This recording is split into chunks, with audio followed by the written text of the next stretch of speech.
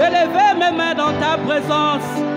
Jésus, je ne cesserai pas de t'acclamer. Oh Jésus, je ne cesserai pas de t'élever. Je ne cesserai pas de t'adorer. Alléluia. Tant qu'il y aura la vie dans ce corps mortel, tant qu'il y aura la vie, tant qu'il y aura la vie, tant qu'il y aura la vie dans ce corps mortel, dans ce corps de poussière, je ne cesserai pas d'élever Jéhovah. Je ne cesserai pas de t'élever Jésus. Je ne cesserai pas de te servir. Tant qu'il y aura la vie, tant qu'il y aura un peu de souffle, tant qu'il y aura la voix, je ne cesserai pas. C'est ça notre prière ce soir. Merci. N'allons jamais cesser de t'écouter aussi. Parce que c'est ta parole qui nous conduit. C'est ta parole qui nous fait du bien. Merci de nous parler ce soir. Merci de nous parler ce soir. Au nom de Jésus. Amen.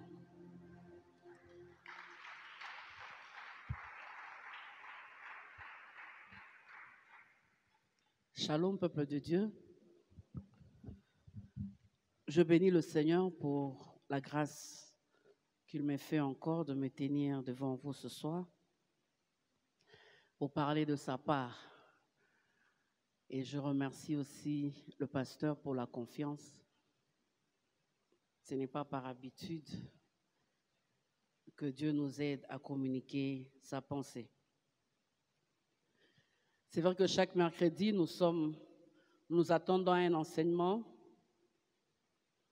Que dire après l'enseignement du pasteur Timothée? Mais ce soir, ce n'est pas un enseignement, c'est une prédication. C'est une réflexion que j'aimerais faire avec vous. C'est une interpellation que je vais faire à quelqu'un. Ce soir, le Saint-Esprit m'a poussé dans ces textes de 2 Rois 6 à partir du verset 8. 2 Rois 6 à partir du verset 8. Nous allons lire jusqu'au verset 23 pour que nous puissions ensemble comprendre le contexte.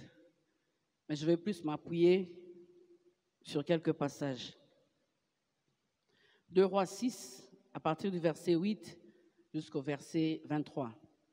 Le roi de Syrie était en guerre avec Israël.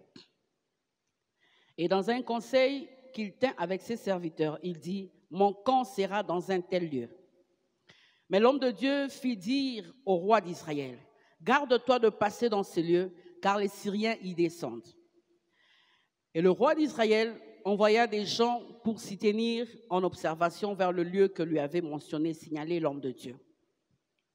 Cela arriva non pas une fois, ni 2 fois. Le roi de Syrie en eut le cœur agité. Il appela ses serviteurs et leur dit, « Ne voulez-vous pas me déclarer lequel de nous est pour le roi d'Israël ?»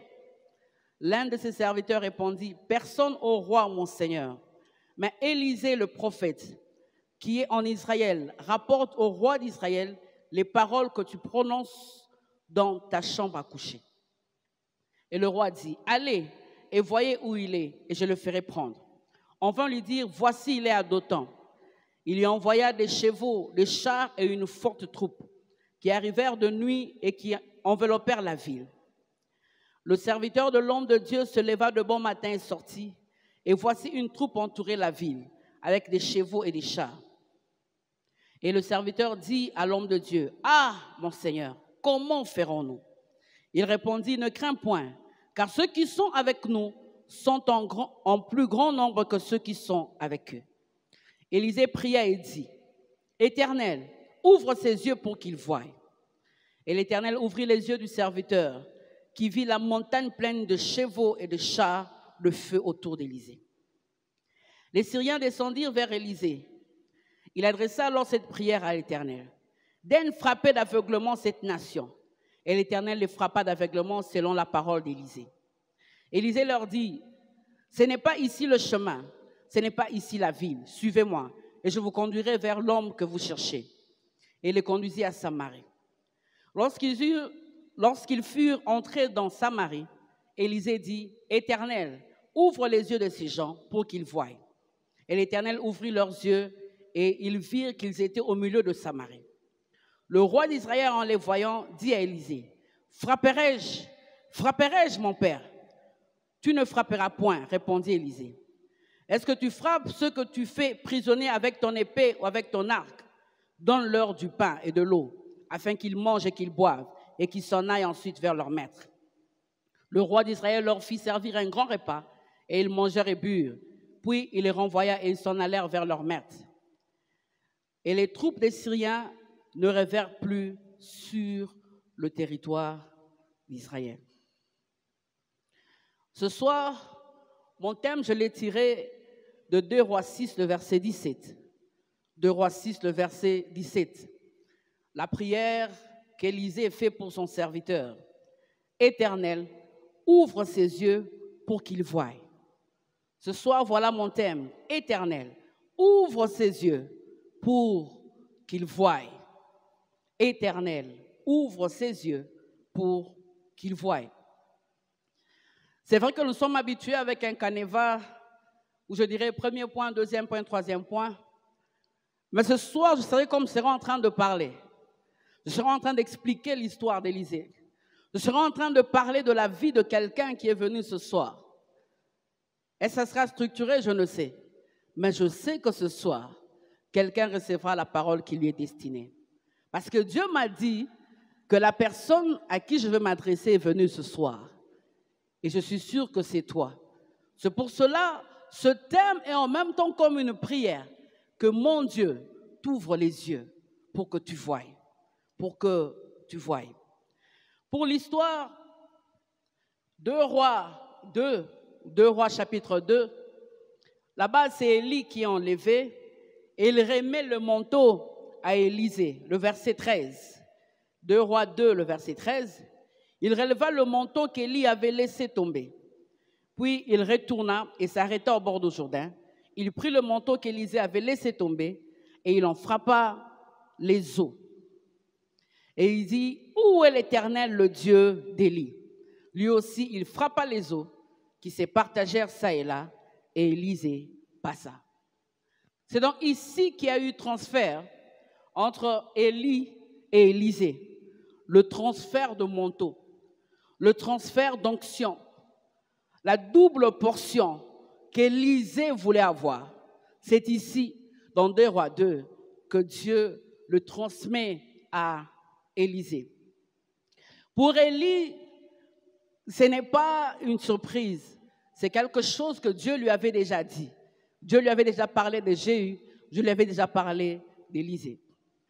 Bien qu'Élie a fait tomber le feu du ciel, il a fait tuer les prophètes de Baal, il a rétabli l'autel de Dieu avec les 12 pierres, les ennemis d'Israël n'ont pas tiré la leçon. Malgré tous les miracles qu'Élie avait accomplis avant Élysée, les ennemis d'Israël, ceux qui combattaient Israël, les faux prophètes, n'ont pas tiré de leçon. L'incrédulité était toujours là. C'est pour cela, Dieu a dit à Élie que tu dois aller oindre d'autres personnes qui vont terminer le travail que toi tu avais commencé.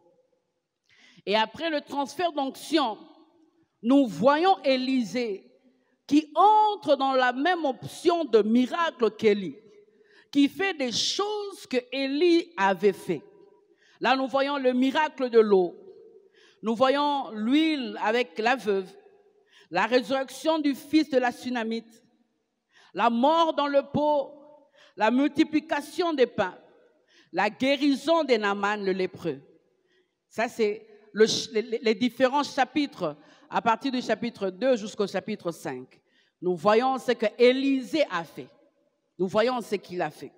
Il entre dans l'optique des miracles. Il ne fait que des miracles. Il ne fait que des choses extraordinaires. Et au chapitre 6, avant le verset 8, vous allez voir qu'au verset 1 jusqu'au verset 7, c'est là qu'on parle du fer qui est retrouvé. Le fer qui est retrouvé. Comme je l'ai dit, toutes ces choses qu'Élisée accomplissait, sûrement qu'il y avait des bruits. Parce que pour que quelqu'un arrive à ressusciter un mort, tout ce qu'Élisée faisait, des prodiges, les bruits circulaient, les gens entendaient. Et je me dis, si vraiment ils étaient disposés à s'attacher à Dieu, ils auraient pu changer. Les ennemis d'Israël auraient pu changer. Mais, niet. Cela n'a pas empêché les Syriens d'entrer en guerre contre Israël. Au verset 8 que nous venons de lire. Ça n'a pas empêché les Syriens d'entrer en guerre contre Israël. D'entrer en guerre contre Israël. Leur souci, c'est de battre Israël. Leur souci, leur objectif, c'est de battre le peuple de Dieu. Leur souci, c'est d'exterminer les enfants d'Israël. Et ce soir, à côté des miracles de Dieu dans ta vie, qui ne connaissait pas Élisée en Israël? Qui ne connaissait pas Élisée? Après tous ces miracles. Et à l'époque, il est le représentant de Dieu. Alors, tout le monde devait savoir que Israël avait le vrai Dieu. Israël avait un vrai représentant de Dieu. Les miracles conduisaient la vie d'Élisée. Et ce soir, dans la vie de quelqu'un, à côté des miracles de Dieu, il y a toujours les Syriens qui sont là. Ils sont toujours là. À côté de ce que Dieu a fait dans ta santé, ta confiance en Dieu est mise à l'épreuve. Bien-aimés, dans nos vies, nous avons souvent deux tableaux. Où, à côté, nous avons les choses qui marchent. Et de l'autre côté, le combat qui continue. Est-ce qu'il y a quelqu'un qui vit ces choses? Les choses qui marchent, mais les combats continuent. On se dit, ce n'est pas possible. Quel est ce démon qu'on ne peut pas terroriser? Quel est ce combat qui ne se terminera pas? Ce soir, Dieu m'a apporté une parole pour toi. Ce soir, dans la vie d'un homme, dans la vie d'une femme, il y a deux tableaux. Il y a deux tableaux. Un mariage béni, à côté, il y a un enfant qui tarde. L'enfant ne vient pas. Mais le mariage, waouh, on a béni le Seigneur. On a dit, Dieu a fait. Après plusieurs années, Dieu a enlevé ma honte. Je suis enfin mariée. Elle regarde ses copines, elle fait ça. Pour dire, je suis enfin mariée. Mais à côté de ça, l'enfant qui tarde. L'enfant qui tarde. Un travail béni, mais à côté de ça, un enfant maladif qui continue à être malade, mais au travail, ça se passe très bien. Deux tableaux. Est-ce que ce soir, il y a quelqu'un qui se retrouve devant deux tableaux? Alléluia. Il se retrouve devant deux tableaux. Une église qui s'agrandit, mais un esprit de mort qui se lève pour égorger, pour détruire, pour dérober, pour s'aimer la mort. Deux tableaux. Deux tableaux.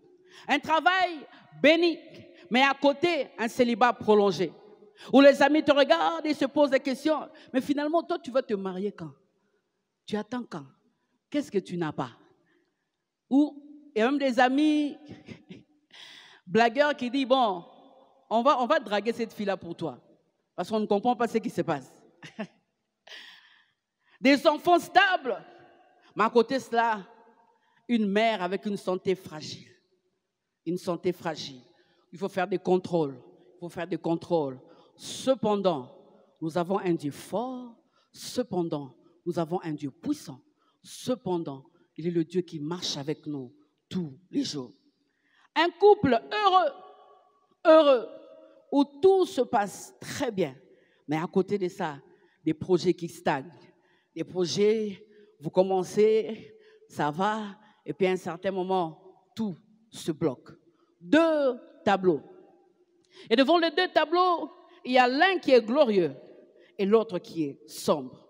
Israël vit des miracles avec Élisée, mais à côté, les Syriens sont là. Et ils continuent à combattre et à combattre. L'un, un tableau glorieux qui symbolise et qui prouve les bontés de l'Éternel qui se renouvellent chaque jour dans ta vie. C'est pour cela, à chaque fois que tu veux abandonner, à chaque fois que tu veux reculer, tu dis, non, non, non, le Seigneur est avec moi. Je me souviens de l'autre fois. J'étais même tombé, j'ai perdu connaissance, mais en cours de route, je ne sais pas ce qui s'est passé. Ce pasteur est venu me relever. C'était un ange de Dieu. Pour ça, je sais qu'il sera encore avec moi. Mais l'autre tableau sombre où il y a l'action de l'ennemi que je nomme ce soir les Syriens. Les Syriens qui ont pour but tout simplement d'enlever en toi, de te faire douter de la présence de Dieu dans ta vie. De te faire douter. L'ennemi ne peut pas voler ta foi. Il ne peut pas. Parce que s'il vole la foi, c'est qu'il vole Jésus. Jésus est en toi. Mais il vient pour te faire douter. C'est pour ça qu'à un certain moment, tu te décourages. À un certain moment, tu deviens incrédule. Même lorsqu'on prêche la parole de Dieu, tu es en train de dire, ce sont des choses que j'ai déjà entendues. J'ai déjà entendu ça. Je ne vais pas poser la question ce soir, qui est incrédule, qui lève sa main. Mais ça m'est arrivé. À un moment où, 10 ans dans la marche chrétienne, 15 ans dans la marche chrétienne, où on devient pratiquement incrédule. On est en train de dire, le Seigneur te fera du bien. Je sais. Arrête un peu cette histoire-là. Je sais qu'il va le faire. Qu'il le fasse directement. Parce qu'il me l'a déjà dit. 2 tableaux. Mais ce que j'aime devant ces 2 tableaux, l'un qui représente la réalité, les preuves de la présence de Dieu dans nos vies. Mais l'autre, bien-aimé, quand je dis un tableau clair, quand je dis un tableau où tu vois les bontés de Dieu, et quand je dis un autre tableau sombre, je me suis arrêté là pour dire, est-ce qu'effectivement c'est un tableau sombre? Est-ce que vraiment c'est un tableau sombre? Je ne pense pas. Mais lorsque tu regardes ce tableau où il y a les Syriens qui se lèvent contre toi, malgré les miracles de Dieu dans ta vie, où les Syriens se lèvent, moi je me dis, ce tableau représente les mécanismes au travers lesquels mon Dieu va passer pour manifester sa gloire. Il va passer par là. Il va passer par la mort, il va passer par la maladie, il va passer par les choses qui bloquent pour manifester sa gloire. Et ce soir, en regardant les 2 tableaux, j'aimerais que tu le regardes comme moi. Je dis, ok, je suis là, je sers mon Dieu, je fais ce qu'il me demande, je sais, je ne suis pas parfait. Avec l'aide du Saint-Esprit, il m'aide. Mais à côté, l'ennemi veut me montrer le tableau sombre de la maladie. Je dis, non. Cette maladie n'est pas pour la mort, mais c'est pour que Dieu vienne manifester sa gloire. Et ma manière de voir l'autre tableau change. Lazare, l'ami de Jésus, il tombe malade. Dans Jean 11, le verset 2. Son ami Jésus l'apprend. Jean 11, le verset 2. Il reste encore là 2 jours sans se déplacer. Jean 11, le verset 6. Jésus reste 2 jours sans se déplacer. Et ce qui prouve que la maladie de Lazare était le mécanisme mis en place par Dieu pour manifester sa gloire, nous le verrons dans Jean 11, le verset 4. Jean 11, le verset 4, Jésus dit, « Cette maladie n'est point à la mort, mais elle est pour la gloire de Dieu, afin que le Fils de Dieu soit glorifié par elle. » Alors, lorsque je lis ce passage, je dis, non, non, non, non, cette maladie n'est point pour la mort. Alors je ne mourrai pas. C'est pour manifester la gloire de Dieu. Ce soir, j'aimerais dire à quelqu'un que cette stérilité, ces soi-disant obstacles, ce tableau sombre, cet arrêt de toutes choses, tout ce que tu vois sombre, reste encore là. Pourquoi? Pour manifester la gloire de Dieu, afin que le Fils de Dieu soit glorifié par elle. Si Dieu doit se glorifier dans nos vies, bien-aimés, il doit se glorifier par rapport aux épreuves. Il doit se glorifier par rapport aux choses que nous n'avons pas, que lui, il a. À ce moment-là que nous disons, j'ai vu la main de Dieu. Mais est-ce que tu peux voir la main de Dieu alors que tu es en bonne santé? Est-ce que tu peux voir la main de Dieu alors que tu as tout ce qu'il te faut? Non, on voit la main de Dieu lorsque ça ne marche pas, lorsque ça bloque. Et à ce moment-là, on se lève pour dire, regardez là où j'étais et regardez ce que je suis devenu. Et Lazare qui était malade et qui était mort, maintenant il a fait quoi? Il a manifesté la gloire de Dieu. C'est pour cela, lorsque tu seras en train de regarder ce tableau sombre, je prie que tu changes de langage et que tu puisses dire non, c'est un moyen par lequel Dieu va passer pour manifester sa gloire. C'est pour cela, notre pasteur a dit, Ozwaka kembo, namakambo nyonso lolengo lingyo, Ozwaka kembo, yaya, azorane kembo. Mais même lorsqu'à un certain moment, tu as comme l'impression que tout est bloqué et que tu ne peux plus avancer. Bien-aimé, il est Dieu. Il sait comment il va tirer gloire. C'est pour cela, la meilleure façon de regarder le tableau, c'est de chanter les louanges de Dieu avant de voir la gloire de Dieu.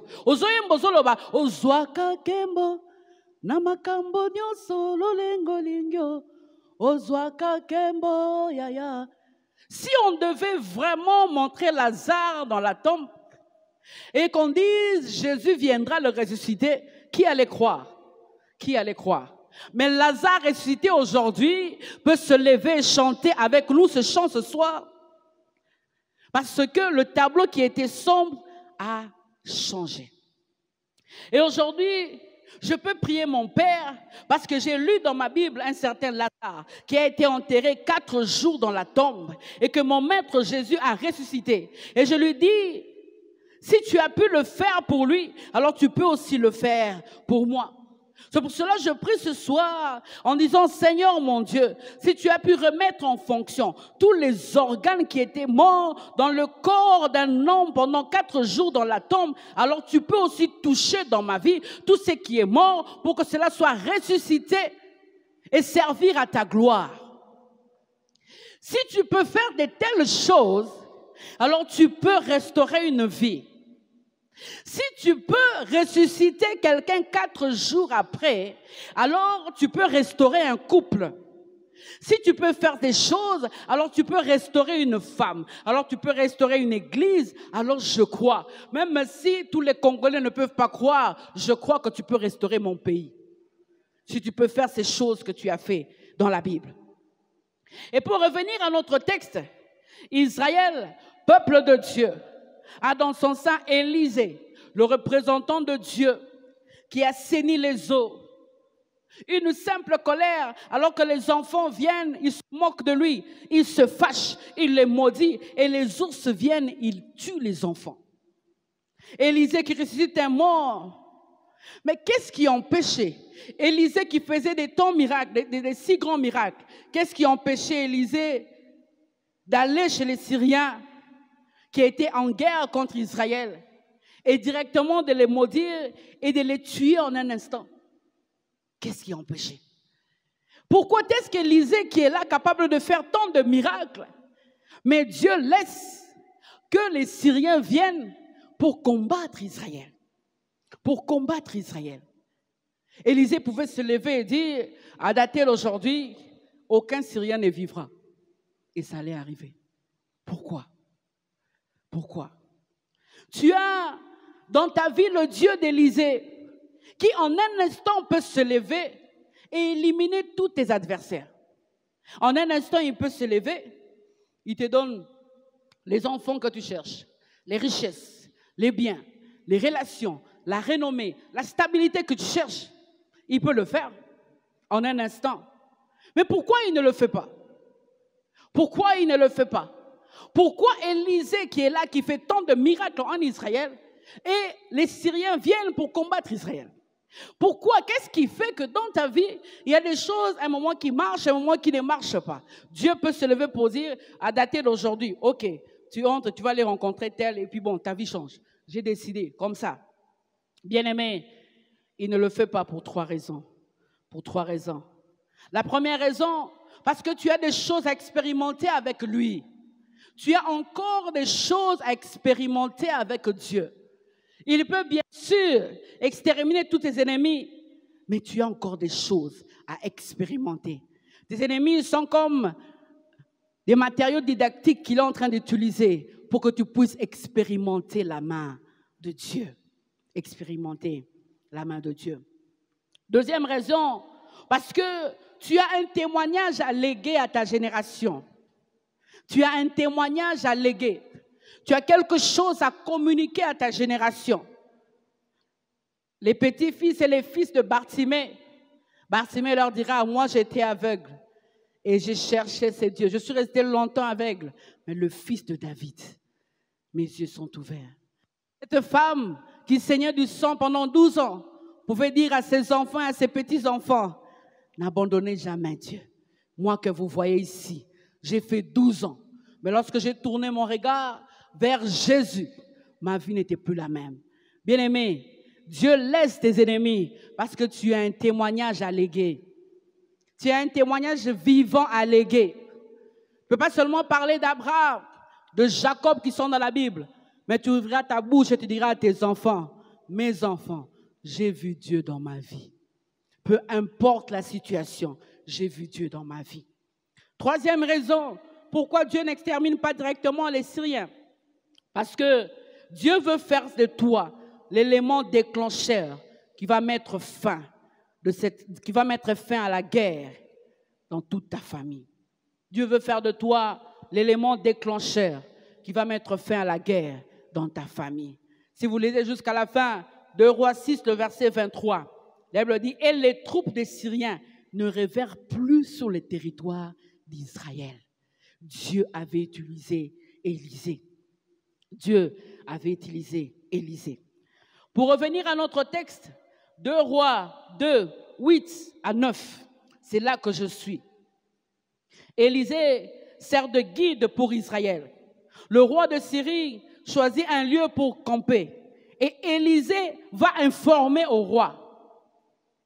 2 Rois 6, le verset 8 et 9. Il part informer au roi d'Israël. Il part l'informer. Et j'aime la dernière phrase du verset 10. La Bible dit, cela n'arriva non pas une fois, ni 2 fois.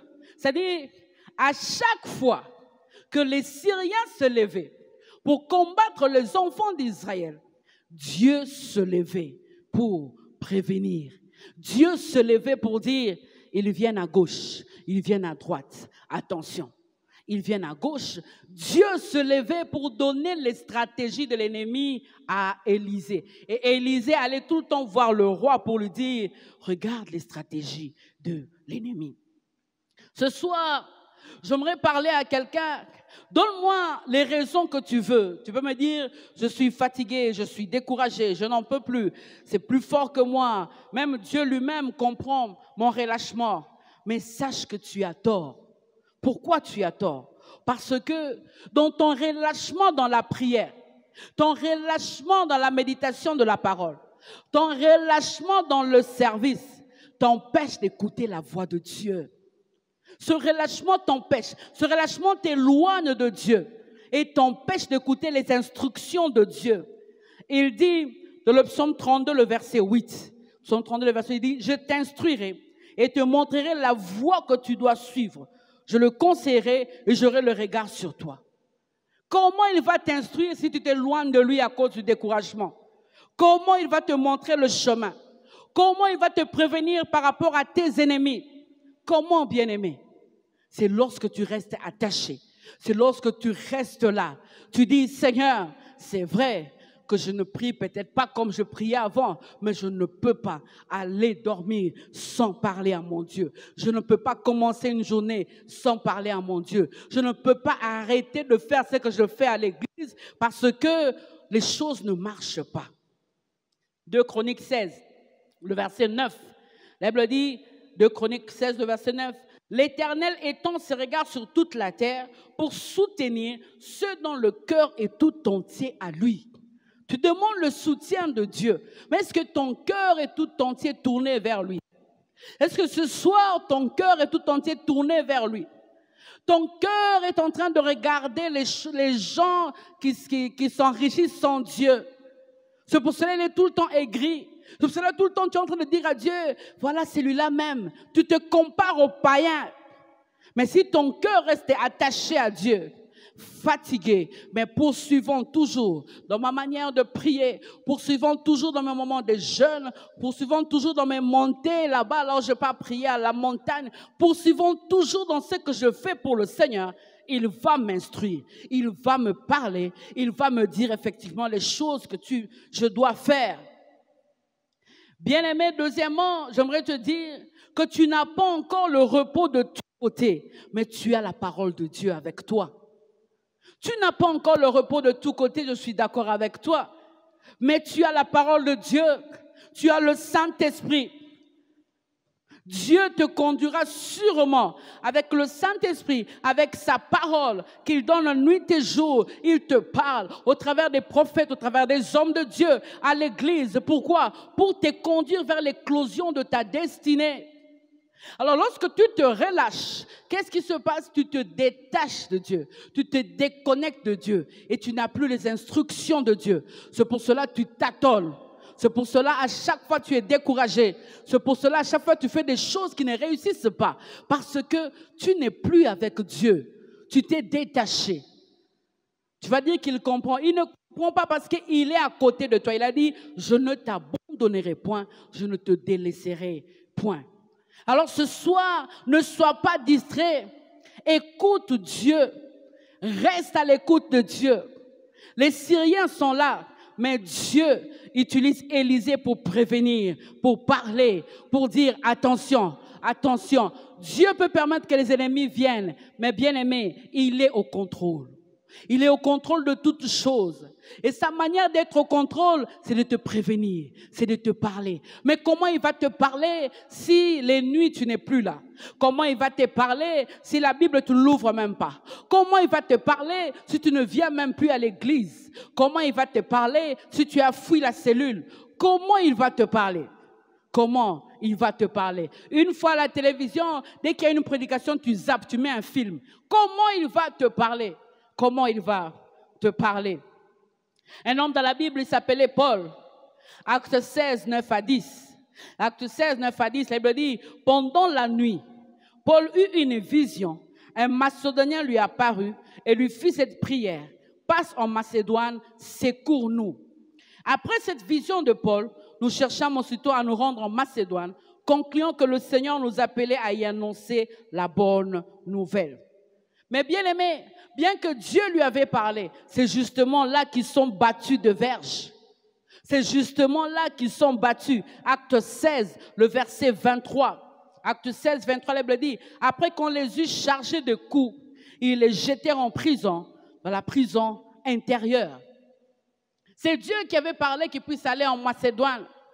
Bien-aimé, il pouvait rebrousser chemin, mais parce qu'il avait entendu la voix de Dieu. Bien-aimé, lorsque tu restes connecté, malgré les difficultés, tu sauras, même si le vent souffle fort, parce que Dieu t'avait parlé, tu ne bougeras pas. Tu resteras là en place. Tu resteras là en place. Pourquoi? Parce que si vous lisez encore Acte 16, le verset 26, c'est là que Paul a expérimenté le tout à coup de Dieu. C'est là qu'il a expérimenté le tout à coup de Dieu. C'est là qu'il a expérimenté le tremblement de terre. C'est là qu'il a expérimenté les fondements de la prison qui se sont ébranlés. Les portes se sont ouvertes. Les liens des prisonniers se sont rompus. Bien-aimé, à chaque fois que tu te relâches et que tu t'éloignes de Dieu, tu t'éloignes des nouvelles expériences avec Dieu. C'est justement là, après l'écoute de Dieu, malgré le vent, malgré la tempête, c'est justement là que Dieu te donne rendez-vous pour que tu puisses expérimenter sa main. Pour que tu puisses dire, j'ai vu la main de Dieu dans ma vie. Qu'est-ce que je veux te faire comprendre ce soir? Je suis tout simplement en train de te dire que peu importe le niveau du combat, peu importe l'acharnement de l'ennemi, si tu restes connecté à ton Dieu par la prière, l'écoute de sa parole, au travers de ses serviteurs, comme je te parle ce soir, les rêves, les songes, sache que l'ennemi ne te surprendra pas. L'ennemi ne te surprendra pas. Tu sais pourquoi il s'acharne sur toi pour que tu te décourages. C'est pour que tu t'éloignes de lui et que tu n'écoutes plus la voix de Dieu. Et que tu te mettes à tâtonner. Et que tu sois loin des expériences que Dieu a mis devant toi. En parlant de David, son serviteur, le psaume 89, le verset 22. Ça dépend de version 22 ou 23. Parlant de David, il dit, l'ennemi ne le surprendra pas et le méchant ne l'opprimera point. Pourquoi? Il reste attaché. Il reste attaché. Dans la maladie, il reste attaché. Dans le manque, il reste attaché. Bien-aimé, il n'y a personne qui a tout sur la terre. Il n'y a personne. Nous avons tous besoin de dépendre de Dieu. Et à chaque fois que tu dépendras de Dieu, tu expérimenteras ce que David va expérimenter, le psaume 89, le verset 22. L'ennemi ne le surprendra pas et le méchant ne l'opprimera point. Quelqu'un a reçu une directive de rester encore pour un temps quelque part. Même lorsqu'il est en train de dire, je n'en peux plus. C'est insupportable. Mais Dieu lui dit ce soir, reste là. Bien-aimé, peut-être que Dieu te fait attendre parce que là où tu veux aller, il y a un événement malheureux qui va arriver. Maintenant, Dieu te fait attendre pour que cet événement passe et que toi, tu apparaisses. Il est très sage. Il est très sage. Il n'est pas de notre génération. Il est le Dieu qui contrôle toutes choses. Il est le Dieu qui sait ce qui va arriver à 20 heures. Il est le Dieu qui sait ce qui va arriver demain à 5 heures. Nous tous, on était surpris par le confinement. On était ici, on a fait le programme, et puis confinement. Lui, il n'a jamais été surpris par le confinement. Parce qu'on ne peut pas confiner mon Dieu, impossible. Ah.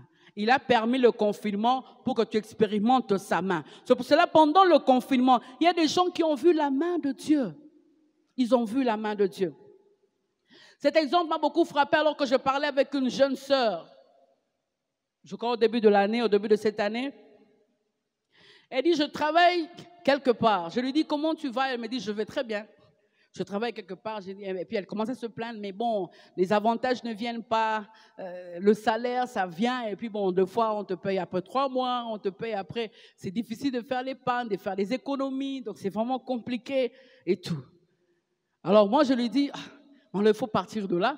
Humainement parlant, je lui réponds comme ça. Je ne peux pas partir parce qu'il y a quelque chose qui m'est arrivé l'année passée, 2020.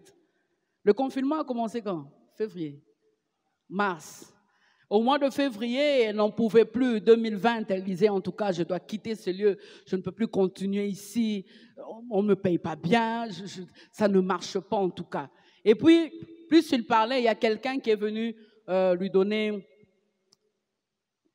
en français on dit quoi? Il devait appliquer. Appliquer. Donc, une application. Non, c'est. Moi, je dis ça en anglais. Oui, en français. Postuler. Il devait postuler quelque part. Alors, il est venu lui donner les conditions et tout. Alors, le même jour, ce que j'aime, malgré son découragement, malgré qu'elle était fatiguée, elle n'a pas cessé d'aller dans son lieu de prière. Elle a dit, je vais aller pour la prière. Et ce jour-là, c'était son jour. Parce que la personne qui parlait, à un certain moment, s'est retournée pour lui dire, ma sœur, ne quitte pas là où tu es. Reste là. Ne quitte pas. Reste là. Elle dit, vous parlez de quoi? Tu sais de quoi je parle? Tu veux aller ailleurs. Mais le Seigneur me dit, ne pars pas. Reste là. Ça, c'est au mois de février. Il dit, est-ce que vraiment ça, c'est Dieu? Les gens sont toujours comme ça. Peut-être que. Et puis quand elle est rentrée à la maison, elle voulait vraiment entrer, se connecter pour remplir les formulaires et tout ça, pour envoyer. Elle sentait toujours son cœur très lourd. Son cœur très lourd. Et puis, qu'est-ce qui se passe? 2 semaines après, confinement. Mois de mars, confiné. L'entreprise là devait aller, ils ont fermé. Ils ont fermé. Elle a dit, si je n'avais pas écouté Dieu, j'allais perdre mon travail et j'allais tout perdre. Bien-aimé, peu importe le vent, peu importe la tempête, reste dans le service de Dieu. Reste dans l'écoute de Dieu. Reste dans la méditation de la parole. Reste dans tes habitudes de tous les jours de chercher Dieu. Continue à aller à la montagne quand tu y vas chaque samedi. Oui, continue à chercher Dieu comme tu le fais chaque jeudi, tu es en jeûne et en prière. Il ne faut pas dire que non, ce jeudi, je ne vais pas jeûner. Ah, Dieu comprend parce qu'au fait, même si je termine, que je gêne pas, je ne mange pas bien. Donc, je ne sais même pas quand je suis en jeûne, quand je ne suis pas en jeûne. Donc, quand je termine, je sais même pas ce que je vais manger. Donc, c'est comme si j'étais non, ne donne plus ces explications-là. Toi, sois en jeûne. Tu sais quand est-ce que tu es en jeûne. Je parle à quelqu'un ce soir. Reste connecté parce que Dieu veut te parler. C'est pour cela, au verset 12, parce que le roi s'est rendu compte que Élisée était en train de tout entendre. Le roi se fâche. Il dit non, au verset 12, il parle, il se fâche, il dit mais sûrement qu'il y a un traître au milieu de nous. Qui est du côté d'Israël, mais qui est avec nous? Ce n'est pas normal. Qu'est-ce qui se passe? C'est que le roi ne savait pas. C'est que le Dieu d'Israël conduisait son peuple. Bien-aimé, ton Dieu est en train de te conduire pas à pas. Le verset 13, le roi se fâche. Il envoie les chars et les chevaux et une forte troupe qui arrivèrent la nuit et enveloppèrent la ville. Les chars et des chevaux pour une seule personne, pour Élisée. C'est la question que je me suis posée. Les chars et les chevaux pour une seule personne. Non seulement les chars et les chevaux, mais aussi une forte troupe. Donc c'est comme s'il libère toute son armée pour aller en guerre, mais contre une seule personne qui n'a même pas d'armes, qui n'a pas d'armes. C'est ici que je comprends et je retiens ceci. L'arsenal utilisé par l'ennemi pour te nuire démontre la grandeur de ta personne. L'arsenal qu'il utilise pour te faire du mal, ça démontre la grandeur de ta personne. Tu n'es pas n'importe qui. C'est pour cela que tu te dis, mais finalement, je n'ai rien. Et ils ont tout. Je ne sais pas pourquoi ils s'acharnent. Poison empoisonné en 2019. Empoisonné. Finalement, eux d'ailleurs, ils ont des voitures. Je n'ai pas de voiture. Eux, ils voyagent. Moi, je ne voyage pas. C'est que tu ne sais pas. Ils le font à cause de la grandeur de ta personne. Plus tu es grand, plus ta destinée est grande, plus l'arsenal de l'ennemi devient de plus en plus lourd. Plus tu es grand, ta destinée est grande, l'arsenal de l'ennemi devient de plus en plus lourd, de plus en plus lourd. Alors ce soir, j'aimerais te dire de faire une petite réflexion. Regarde l'arsenal, regarde les moyens qui sont en train de déployer contre ta vie. Alors tu comprendras exactement qui tu es. Tu n'es pas n'importe qui. Tu n'es pas n'importe qui. Lorsque eux, ils te regardent, ils voient que tu as tout le pouvoir. Toi, tu as peur d'eux, mais eux, ils ont peur de toi. La preuve, c'est qu'ils utilisent des choses incroyables. Tu ne dors pas la nuit, la maladie, les choses qui ne marchent pas, accidents manqués et toutes ces choses. Tu te dis, mais ce n'est pas possible. Lorsque tu regardes, tu dis, qui suis-je? Tu dis, je suis grand. Je suis grand. Tu n'es pas n'importe qui. Tu pèses, bien-aimé, tu pèses. Mais j'aime lorsque les Syriens envoient contre Élisée les chars et les chevaux. Le psaume 28 à 9, le psaume 28 à 9 dit ceci. Ceux-ci s'appuient sur leurs chars, ceux-là sur leurs chevaux. Nous invoquons le nom de l'Éternel notre Dieu. Et ils plient et ils tombent. Nous tenons ferme et restons debout. Quelqu'un qui a des chars et des chevaux, comment est-ce que toi tu peux lutter contre lui alors que tu es à pied? C'est que les Syriens ne savent pas. C'est que nous nous appuyons sur l'Éternel. C'est pour cela, ozo koufate. Malgré tout ce qu'ils sont en train de faire, ozo koufano kakate. Tu es toujours là. Et je déclare ce soir que tu ne mourras pas. Tu ne mourras pas. Peu importe l'arsenal. Bakena ba basala ba complot. Bazwa bandoki ya Puerto. Ba sangisi ya Kisangani. Ils partent prendre ceux qui sont aux États-Unis, bandeko ya français. Bazwi bandoki nyo surtout ya espagnol. Ba ye ba Sangani. Bien-aimé, tu ne mourras pas. Tu ne mourras pas. Lorsque tu regardes l'arsenal, tu dis je pèse. C'est parce que je pèse. C'est parce que je pèse. C'est ici, dans le verset 15, que le serviteur d'Élisée, c'est ici que le serviteur d'Élisée, lorsqu'il regarde les chars, il regarde les chevaux, il dit, ah, mon Seigneur, que ferons-nous? Tu as oublié que la personne avec qui tu es a été là Lorsque Élie est en train de monter, il dit, char d'Israël et sa cavalerie. Tu as oublié que ton maître qui est avec toi a ressuscité quelqu'un. Tu as oublié. Il dit, ah, mon Seigneur, que ferons-nous? Comment ferons-nous? Si les temps n'ont pas, awa, tozaya rubeba, tozaya rusila. Donc, tu es moi, donc on ne sait pas. Donc, il est venu en pleine panique. C'est ici que l'homme de Dieu dit à son serviteur, et j'aime ce qu'il dit. Si ensemble nous pouvons lire le verset 16. Il dit, ne crains point, car ceux qui sont avec nous sont en plus grand nombre que ceux qui sont avec eux. J'aimerais que nous puissions le lire ensemble. Ne crains point, car ceux qui sont avec nous sont en plus grand nombre que ceux qui sont avec eux. Alors que je priais, je regardais l'église par rapport à tout ce moment de prière où nous nous levons contre la mort. Le Seigneur m'a dit de nous dire, la mort, ça n'aura aucun effet. Et que ça les locaux mon côté, pourquoi? Ceux qui sont avec nous sont en plus grand nombre que ceux qui sont avec eux. Nous sommes forts, nous sommes puissants. Tu n'es pas n'importe qui. Tu n'es pas minoritaire, tu es majoritaire. Pourquoi? Parce que ceux qui sont avec toi sont plus grands, en plus grand nombre que ceux qui viennent. Ce soir, Dieu me dit de dire à quelqu'un que tes yeux physiques, c'est en train de dire, c'est fini. Ils ont entouré la ville. Ils sont en train d'avancer. Il n'y a plus de moyens de secours. Tout est fini. Ils ont pris le terrain. Ils avancent à grands pas. Et comme pour les enfants d'Israël face aux Égyptiens, Exode 14, le verset 9. Exode 14, le verset 9. Les Égyptiens les poursuivirent et tous les chevaux, les chars des pharaons, ses cavaliers, son armée, les atteignirent campés près de la mer.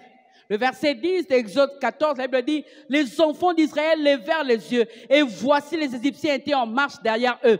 Ils ont commencé à paniquer, comme le serviteur d'Élisée.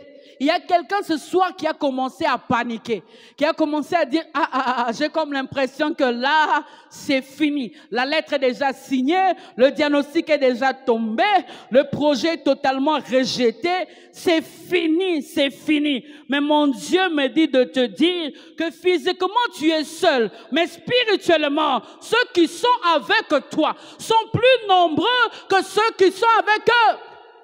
N'aie pas peur, tu n'es pas seul, parce que l'invisible l'emporte sur le visible. Alors sache qu'ils ne vont pas te vaincre. Ils ne vont pas te vaincre. Il envoie Jérémie. Il dit dans Jérémie 1, le verset 19, ils te feront la guerre, mais ils ne te vaincront pas. Pourquoi? Car je suis avec toi. Pour faire quoi? Pour te délivrer, dit l'Éternel. Ce soir, je suis venu parler à quelqu'un qui pense que c'est fini, qui pense qu'il a comme l'impression qu'ils ont déjà pris le terrain. C'est déjà fini. On m'a déjà répondu. Avec mon Dieu, ce n'est pas fini. Il dit à Jérémie, ils te feront la guerre. La guerre, oui, mais la victoire, non.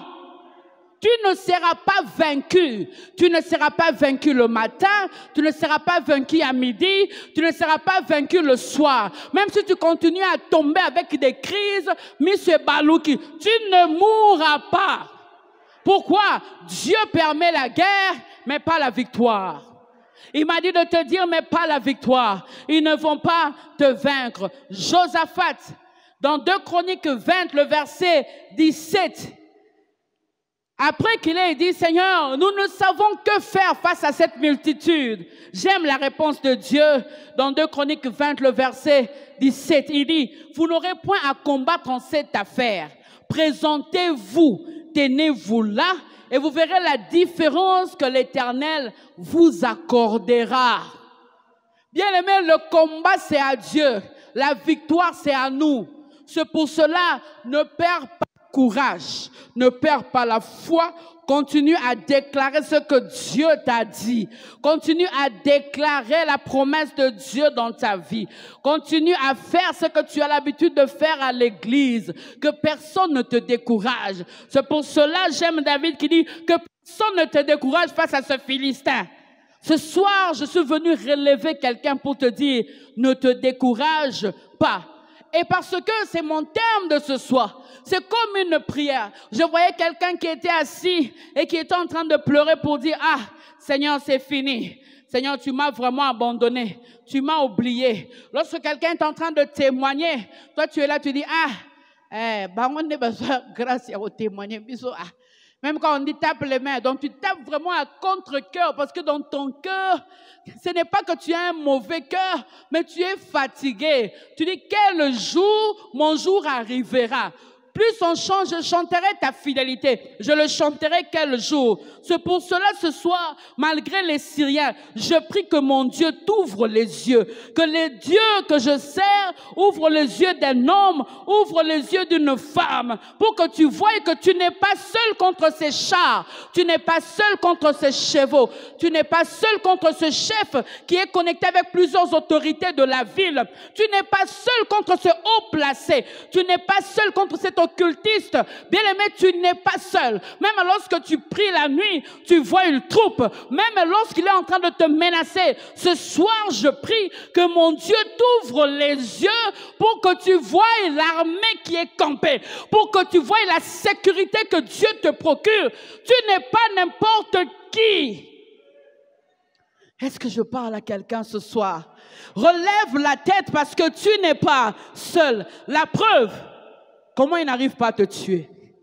Il n'arrive pas à te tuer parce que tu n'es pas seul. Tu n'es pas seul face contre le roi de la terre. Que mon Dieu t'ouvre les yeux ou que tu voies comme le serviteur d'Élisée, à qui Dieu avait ouvert les yeux. Le verset 17. Le verset 17, lorsque Dieu a ouvert les yeux du serviteur d'Élisée, la Bible dit, il a vu quoi? La montagne pleine de chevaux et des chars de feu autour d'Élisée. Bien-aimé, des chars de feu autour d'Élisée. Des chevaux et des chars de feu autour d'Élisée. Je prie que ce soir, que mon Dieu t'ouvre les yeux pour que tu voies des chevaux et des chars de feu autour de tes enfants, des chevaux et des chars de feu autour de ta maison, des chevaux et des chars de feu autour de ton entreprise, des chevaux et des chars de feu autour de tout ce qui est à toi, des chevaux et des chars de feu autour de cette église. Bien-aimés, nous sommes entourés de chevaux et de chars de feu. Eux, ils ont envoyé des chevaux et des chars simplement. Mais Jéhovah, le Dieu du ciel et de la terre, le Dieu de toute délivrance, a non seulement envoyé des chevaux, mais des chars de feu. Il a ajouté le feu. Pour dire quoi? Pour dire qu'il a la capacité d'embraser tes ennemis. Il n'utilise pas les mêmes armes que tes ennemis. Il a la capacité d'embraser tes ennemis. En un instant, de chevaux et de chars de feu. Alléluia. Alléluia. Alléluia. Est-ce que ce soir, je suis venu parler à quelqu'un qui doit comprendre qu'il n'est pas seul. Que Dieu est avec toi. Tu ne vas pas mourir. Alors renonce à toutes ces phrases que tu as prononcées. En tout cas, je ne sais pas si je vais terminer cette année. Je pars dormir. Il y avait une mère qui disait souvent, je pars dormir. Comment? Tu es encore vivant. Tu ne mourras pas. Tu vivras et tu raconteras les œuvres de l'Éternel. Tu ne mourras pas. Tu vivras et tu raconteras les œuvres de l'Éternel. Bien-aimé, la suite de cette histoire m'a fait beaucoup de bien. Ça m'a fait beaucoup de bien pour moi-même. Bien-aimé, vous n'êtes pas, vous ne réalisez pas le combat autour des serviteurs et des servantes de Dieu. La semaine passée, alors que nous allions en voiture, nous avons fait un accident en cours de route. Le temps simplement, là où on était, une voiture à côté et l'autre voiture qui fait le dépassement. Ça s'est passé en un clin d'œil. Le temps que le chauffeur, j'ai senti seulement la voiture patiner comme ça. En un instant, et ce qui nous a bloqués, c'était, il y avait une bordure. Je ne suis pas seul. Je ne suis pas seul. Bien-aimé, tu n'es pas seul. Ils peuvent tout faire, mais il y aura toujours les chars, les chevaux qui vont empêcher qu'ils puissent faire, qu'ils puissent accomplir ce qu'ils veulent accomplir dans ta vie. Ils avancent, mais ce qu'ils ne savent pas, c'est que c'est Élisée qui a la télécommande. Alléluia. C'est Élisée qui a la télécommande dans le combat. Bien-aimé, c'est toi qui as la télécommande. Ils sont téléguidés par Élisée. Ils sont comme des marionnettes. Du moment que Élisée a fait ouvrir les yeux à son serviteur et qu'il a vu les chars, Élisée s'est mis en action. Le psalmiste dit ceci, le psaume 56, le verset 4. Le psaume 56, le verset 4, le psalmiste dit, « Je me glorifierai en Dieu, en sa parole. Je me confie en Dieu, je ne crains rien. » Que peuvent me faire des hommes? Que peuvent me faire des hommes? Bien-aimé, qu'il soit seulement Jéhovah. Mais s'il n'est pas Jéhovah, relève ta tête, continue ta course. Qu'il soit seulement peut-être le petit frère de Jéhovah. Or, lui, il est l'unique, le véritable. Bien-aimé, tu ne mourras pas. Le psaume 118, le verset 6. Le psaume 118, le verset 6, la Bible dit, « L'Éternel est pour moi, je ne crains rien. Que peuvent me faire des hommes? L'Éternel est pour moi, je ne crains rien. Que peuvent me faire des hommes? » Bien aimé, tous ces passages bibliques que je te donne, c'est pour toi. C'est pour que tu le déclares. Parce que lorsque le vent souffle, on oublie tout. Tu peux tout oublier. Mais la parole de Dieu, esprit et vie. Je prie que cette parole t'accompagne dans le combat de la vie. Et que tu continues à le déclarer. Que peuvent me faire des hommes? Alléluia. Élisée ici a fait 3 actions dans le combat. Alléluia. La première action de l'Élysée, verset 28, il les a frappés d'aveuglement. Lorsqu'ils viennent avec les chars, avec les chevaux, verset 18, il les frappe d'aveuglement. Première action. Hein? Bien-aimé, dans le combat contre tes ennemis, c'est toi qui as la télécommande. Ce n'est pas eux. Ce n'est pas eux qui décident des choses qui doivent se passer. Dieu peut te montrer quelqu'un qui a voulu t'empoisonner. Dieu peut te montrer quelqu'un qui t'étouffe, mais c'est toi qui as la télécommande. C'est toi qui dois dire, arrête-toi là. Arrête-toi là. Pourquoi? Parce que tu as Jésus. Parce que tu as Jésus. Ils sont venus, mais ils n'ont pu rien faire. Parce que la personne qui avait le dernier mot, c'était Élisée. Deuxième action, il les montre le chemin à suivre. Il commence à les montrer le chemin. Il dit, venez, je vais vous montrer la personne que vous cherchez. Les ennemis sont là, mais ils ne savent pas que c'est Élisée qui leur parle. Verset 19. Il commence à leur montrer le chemin. Deuxième action. Bien-aimé, c'est toi qui montres le chemin. Parce que tu es avec toi celui qui ferait le chemin. Tu es avec toi celui qui ferait le chemin. Ne crains rien. Troisième action de l'Élysée. Parce que celui qui avait fermé les yeux, il ouvre maintenant leurs yeux. Il dit, ok, maintenant, ouvrez les yeux maintenant. Ouvrez les yeux maintenant. Et lorsqu'ils ouvrent les yeux, ils se rendent compte qu'ils sont à Samarie. Qu'ils sont dans le camp ennemi. Donc, Élisée les a frappés d'aveuglement. Élisée les a déroutés. Élisée maintenant les a ouvert les yeux pour dire, voilà. Donc, ils sont venus pour donner, il est venu pour donner au roi d'Israël, voilà tes ennemis. Faisons ce que tu veux. Faisons ce que tu veux. Le verset 21, le roi d'Israël est étonné. Il est étonné. C'est pour cela qu'il demande à Élisée, dois-je les frapper? Dois-je les frapper? Donc c'est comme s'il est perdu. Les ennemis eux-mêmes sont venus. Eux-mêmes sont venus se jeter en Israël. Eux-mêmes ils sont venus pour se jeter en Israël.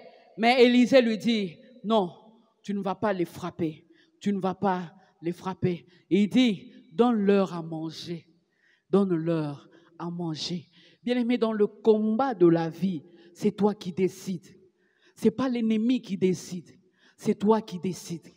Le problème avec toi, c'est que tu es tellement déconnecté, mais que tu n'arrives plus à entrer dans la pensée de Dieu.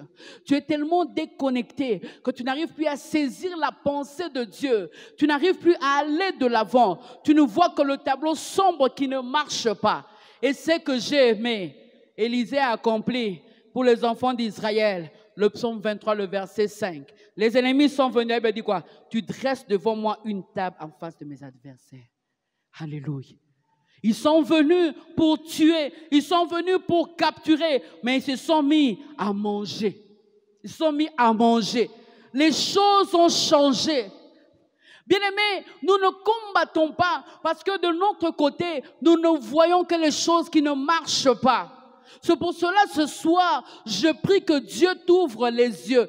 Mais même si, par incrédulité, tu ne voyais pas, laisse-toi croire que maintenant, tu n'es pas seul. Il y a des chars, il y a des chevaux qui sont autour de toi. Il y a des hommes et des femmes. Il y a des choses que Dieu a placées autour de toi.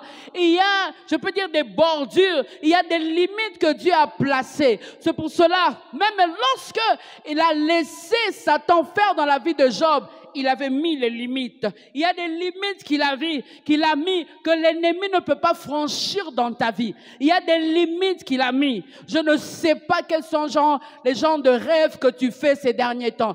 Je ne sais pas quelle attaque tu subis. Je ne sais pas quelle sorte de maladie qui a été diagnostiquée. Je ne sais pas les choses qui te font peur. Je ne sais pas le recommencement que tu fais. Tu commences des choses aujourd'hui et puis tu t'arrêtes. Tu commences et puis tu t'arrêtes. Je ne sais pas. Bien-aimé, sache que tu n'es pas seul. Le Seigneur est avec toi. Le Seigneur marche avec toi. Tout ce que je sais, la guerre, oui, mais la victoire, non. J'aimerais que quelqu'un puisse dire, la guerre, oui, mais la victoire, non. Déclare, la guerre, oui, mais la victoire, non. La victoire, non. C'est pour cela, j'aime ces chants qui disent, ouvre mes yeux que je voie ton armée qui m'entoure, que je cesse de croire à la taille des illusions, que j'affronte la nuit, le jour. On peut le chanter. Tu es plus grand que tout ce qu'on dit de toi, vraiment grand, que tout l'on dit ici-bas. Tu es plus grand que les mots du dictionnaire, tellement grand. Et tout ce que tu fais, mon aîné. Osa, mon aîné, mon aîné. Seigneur Jésus, je t'aime. Alléluia. Nous voulons chanter ce chant ensemble parce que quelqu'un doit regarder, non à la taille des illusions, mais il doit regarder à cette armée qui est autour de ses enfants, à cette armée qui est autour de sa famille, à cette armée qui est autour de son entreprise, à cette armée que Dieu a levée. Bien-aimé, ce soir, j'aimerais te dire que tu ne mourras pas. Peu importe les chars, peu importe les chevaux, peu importe l'arsenal, peu importe les stratégies, peu importe que tu sois empoisonné 2 fois ou 3 fois, je te dis que tu ne mourras pas. Tu vivras et tu raconteras les œuvres de l'Éternel. Au milieu de nous, il y a des gens qui ne dorment pas, qui font des mauvais rêves, qui ne dorment pas, qui ne voient que les gens en train de les étouffer. Ils ne dorment pas. Il est ici. Dieu m'a dit que cette personne est venue ce soir. Je voulais te dire ce soir que tu ne mourras pas. Parole de l'Éternel. Tu raconteras les œuvres de l'Éternel. Parce que tu sers un Dieu grand. Parce que tu sers un Dieu puissant. Parce que mon Dieu est avec toi. Il a dit, je ne t'abandonnerai pas, je ne te délaisserai pas. L'arsenal, c'est parce que tu pèses, c'est parce que tu es lourd. Bien-aimé, ne lâche pas. Chante avec nous ce chant. Lève-toi et chante avec nous comme une prière pour dire, Seigneur Jésus, je t'aime. Je me donne tout à toi. Malgré le vent, malgré la tempête, ouvre mes yeux, que je voie ton armée qui m'entoure. Ouvre mes yeux, que je comprenne que tu ne peux pas me laisser, que tu ne peux pas m'abandonner. Relève-toi.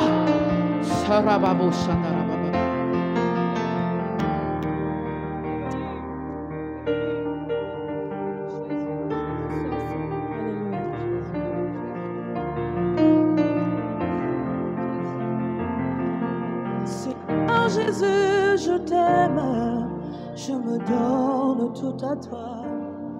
Que les écailles de mes yeux tombent pour que je te voie tel que tu es. Amène-moi aux choses simples qui me montrent ta grandeur. Le ciel et la terre suffisent pour décrire toute ta splendeur. Ouvre mes yeux que je voie ton armée qui m'entoure, que je cesse de croire à la taille des illusions, que j'affronte la nuit, le jour. Tu es plus grand que tout ce qu'on dit de toi, vraiment grand que tout ce que l'on dit ici-bas. Tu es plus grand que les mots de dictionnaire, tellement grand que tout ce que tu fais, ta taille, mon aîné. Yosa, mon aîné, mon aîné. Yosa, mon aîné. Yosa, mon aîné, mon aîné. Ramène-moi aux choses simples. Ramène-moi aux choses simples qui me montrent ta grandeur. Les cieux, la terre suffisent pour décrire toute ta splendeur. Ouvre mes yeux que je voie ton armée qui m'entoure, que je cesse de croire à la taille des illusions, que j'affronte la nuit et le jour. Tu es plus grand que tout ce qu'on dit de toi, tellement grand que tout ce que l'on